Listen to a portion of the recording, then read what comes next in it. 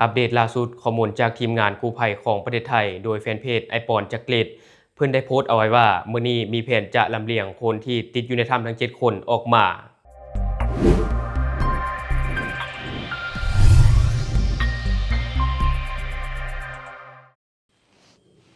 สบายดีท่านผู้ชมยินดีต้อนรับเข้าสู่รายการช็อกเดอะนิวและข่าวที่ข้าพเจ้าอยากจะนำเสนอในมื้อนี้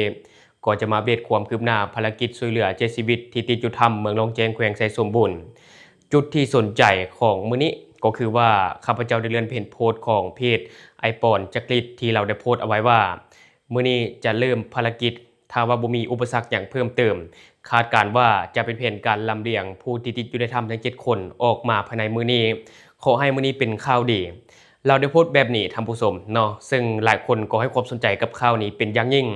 และในตอนนี้ก็ยังบ่มีการรายงานออกมาว่าพบผู้ประสบภัยทั้ง7คนอยู่ในถ้ำแล้วหรือยังก่อนที่จะลำเลียงเขาเจ้าออกมานะอันนี้ข้าพเจ้าคิดว่าถ้าโพสต์ออกมาแบบนี้น่าจะเจอแล้วแหละเนาะอันนี้ความคิดส่วนตัวดอกแต่บ่ฮู้ว่า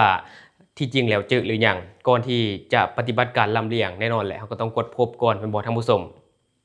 แต่ว่าอะไรก็ตามเนาะเอาใจช่วยขอให้พบไวๆแล้วก็ขอให้ทุกคนออกมาอย่างปลอดภัยและขอเป็นกำลังใจให้กับทีมงานกู้ภัยทุกๆคนก่อนอื่นเราไปเบิ่งคลิปการโอลมจากทีมงานกู้ภัยประเทศไทยและผู้เชี่ยวชาญจากฟินแลนด์นำกันก่อน They will cut about the idea of the scuba inside. Yes. They will bring the scuba tank regulator into the end. Good. If the water rise up, they will have a chance to. This one very important. Like yeah, when pump broke or something like this, then it could be a tool. เพราะเรามองว่าสิ่งนี้มันเป็นความเสี่ยงระหว่างที่เราทำการเปลี่ยนหรือการที่เราพิมพ์เข้าไปโดยรู้เข้าไปในการพอข้ามไปแล้วพุ่งน้ำรั่วออกมาก็เลยต้องเสียไปตัวนี้ไว้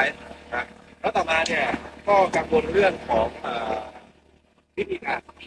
ซึ่งถ้าเราเข้าสู่รัฐช้อยแล้วเนี่ยมันไม่มีวิธีการเป็นแน่นอนต้องครับผมทีนี้ในสิ่งที่ผมทำภารกิจคู่ขนานกันไปเนี่ยในพื้นที่โถงถ้ำเนี่ยนะครับเกี่ยวกับดำน้ำเนี่ยส่วนหนึ่งแล้วก็การวางแอร์ไลน์เข้าไปส่วนหนึ่งเพื่อทดแทนอากาศเสียนะครับเมื่อมวลน้ำมันลดลงแล้วเนี่ยผมเกรงว่าอากาศเก่าอากาศเสียที่อยู่ในพื้นที่ครับมันยังไม่โฟเท่าไหร่ก็เลยเร่งเตรียมวางแอร์ไลน์เข้าไปเป็นระยะทางประมาณ300 เมตรขั้นต่ำนะครับที่จะต่อท่อเข้าไปเพื่อให้เกิดความปลอดภัยให้กับทีมเสือส่วนหน้าครับแล้วมันมีมันเป็นอุปสรรคของการเข้าออกไหม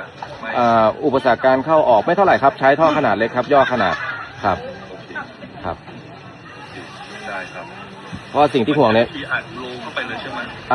โฟตลอดเลยครับอัดโฟตลอดเลย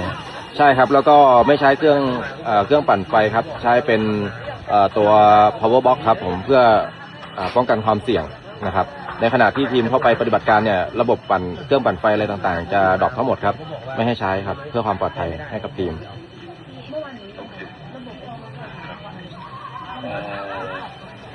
แต่เรื่องไฟทางน้ำตาน้ำเนี่ยที่อยู่เชิงเขาเนี่ยอันนี้ยังไม่ได้รับรายงานกลับเข้ามานะครับยังตรวจสอบไม่พบครับโอเคครับแสดงว่าน้ำตอนนี้มันไหลออกมาเนาะแล้วมันจะท่วมเป็นลักษณะน้ำไหลเข้ามาเติมภายในถ้ำจากนอกเข้าในครับคือตอนนี้ฝนไม่ตกแต่ว่าน้ำเติมเข้าเรื่อยๆอะค่ะอาจจะต้องหาจุดที่น้ำมันเข้าอะค่ะครับผมแล้วก็บอกมันตรงจุดที่ให้ตำแหน่งไปก็คือมีคนไปดูแล้วแต่ว่ายังไม่ได้รับรายงานกลับเข้ามาใช่ครับเขาไปตรวจสอบตั้งแต่เมื่อวานแล้วฮะครับเพราะว่าพี่ดูเนี่ยในตัวจุดที่ไปมันเป็นลำธารที่ค่อนข้างใหญ่นะครับแม่งน้ำใหญ่มากแล้วก็ลำธารใหญ่ใช่ตรงนี้ต้องบอกป่ะค่ะพี่ถือ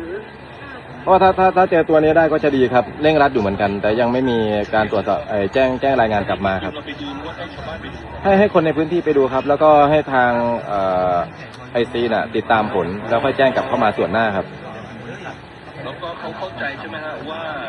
อันนี้เป็นสิ่งที่สำคัญมากเข้าใจครับอธิบายเหตุและผลไปให้เรียบร้อยแล้วครับซึ่งในตอนนี้คณะกรรมการปกครองแขวงและภาคส่วนที่เกี่ยวข้องได้เข้าร่วมบริษัทลาวโทรคมติดตั้งสัญญาณอยู่ปากถ้ำอาคารลาวธรรมดาที่ไหน ลากเน็ตขึ้นเขาขึ้นมาให้อ่ะโอ้เน็ตกี่จิกพี่เน็ตแรงไหม1 กิกเล่นสบายเลย เป็นไดมาจากทางการลาวเลยไหมส่งมาให้ทางการลาวส่งมาให้ใช่ไหมครับโอ้เป็นไงลาวโทรคมมาเป็นไงทางการลาวโคตรสุด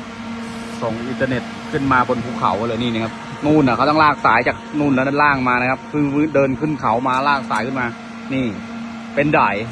นะครับหน้าถ้ำนู่นถ้ำอยู่นู้น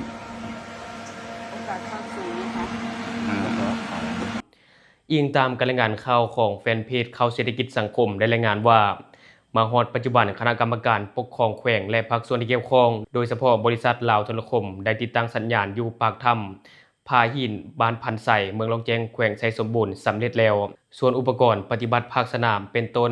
จากดูดน้ำจากปั่นไฟเครื่องดำน้ำเครื่องฟื้นฟูชีพและอื่นๆโดยรวมแม่นครบสุดเพื่ออำนวยความสะดวกให้แก่การช่วยเหลือประชาชนติดค้างอยู่ภายในถ้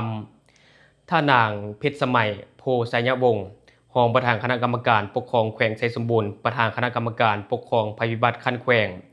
ทั้งเป็นหัวหน้าคณะทีมงานติดตามแก้ไขภาคสนามได้รายงานให้รู้ว่าวันที่16พฤษภาคม2026คณะทีมงานกู้ภัยจะสืบต่อดำเนินการค้นหาจุดที่6เพื่อดำน้ำเข้าไปหาเนิน30องศามีระยะทางประมาณ30เมตรแต่พวกเขาขาดบังออกซิจำนวน850บังกำลังรอท่าการสนับสนุนจากภูเบียไมนิ่งเข้ามาเติมอีกเนื่องจากแผนการไปฮอดเนิน30องศาจำเป็นต้องใส่บังออกซิเกียมไว้ให้ทีมกู้ภัยนอกจากนี้ยังได้สืบต่อดูนำออกตลอด24ชั่วโมงส่วนเวียกงานภายนอกในกะเกียมพาหนะไว้รวมทั้งอุปกรณ์การแพทย์ฉุกเฉินให้รับประกันตลอด24ชั่วโมงพร้อมเดียวกันนี้คณะรับผิดชอบภาคสนามได้กะเกียมความพร้อมรอบด้านเป็นต้นอุปกรณ์รับใช้เวียกงานภาคสนามเสบียงอาหารและอื่นๆเพื่ออำนวยความสะดวกอย่างรอบด้านให้ทีมงานค้นหานอกจากนี้ยังมีองค์การจัดตั้งผู้ประกอบการต่างๆเดินทางไปมอบเครื่องช่วยเหลือซึ่งเป็นการประกอบส่วนสำคัญเฮ็ดให้การปฏิบัติเวียกงานช่วยเหลือครั้งนี้ประสบผลสำเร็จและช่วยเหลือผู้ประสบข้อภัยมีความปลอดภัยกลับคืนสู่ครอบครัวประชาชนจำนวน7คนได้เข้าไปซอกหากินอยู่ภายในถ้ำซึ่งเป็นถ้ำเลิกและแคบบวกกับสภาพดินอากาศบ่เอื้ออำนวยมีฝนตกลงมาอย่างบ่ขาดสายเฮ็ดให้บริเวณปากถ้ำและปองถ้ำมีน้ำอ่างนองจึงเป็นสาเหตุเฮ็ดให้ทั้ง7คนบ่สามารถออกจากถ้ำใดนับแต่วันที่20พฤษภาคม2026เป็นต้นมาจนฮอดวันที่26พฤษภาคม2026และสุดท้ายนี้ทางรายการของเราก็ขอเอาใจช่วยและขอให้ทีมงานกู้ภัยปฏิบัติงานด้วยความระมัดระวังและขอให้ทุกคนปลอดภัยทั้งทีมงานและก็ผู้ประสบภัยทุกคนมีความคิดเห็นอะไรกับข่าวนี้ก็อย่าลืมคอมเมนต์แลกเปลี่ยนกันได้หรือว่าอยากตามนิติเตียนอยากประกอบส่วนข้อมูลก็อย่าลืมฝากไว้แล้วข้าพเจ้าจะเข้าไปอ่านและก็ตอบแลกเปลี่ยนประสบการณ์นํกันอย่าลืมสนับสนุนกันโดยการกดติดตามช่องขอขอบใจ